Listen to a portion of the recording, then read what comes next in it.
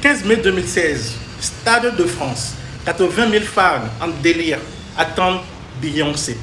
Mais ce que personne ne voit, c'est que quelques heures plus tôt, 120 camions, 4 avions cargo et 200 techniciens se battaient contre la montre pour transformer une pelouse en véritable temple de la musique. Mesdames et messieurs, bienvenue dans les coulisses de la logistique des superstars.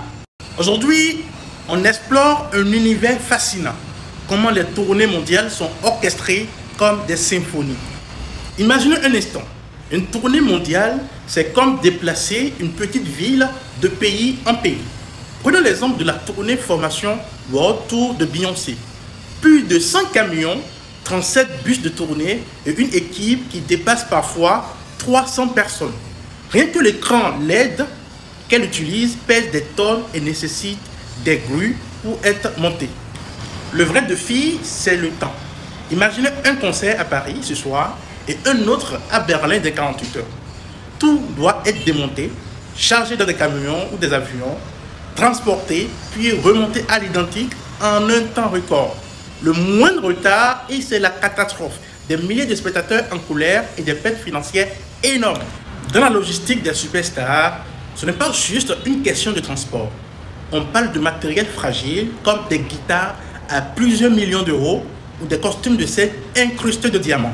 Par exemple, Elton John a une valise entière dédiée juste à ses lunettes. À présent, parlons des douanes. Certains stars ont vu leur équipement bloqué parce qu'un douanier voulait juste être sûr que ce n'était pas des armes. Anecdote vraie.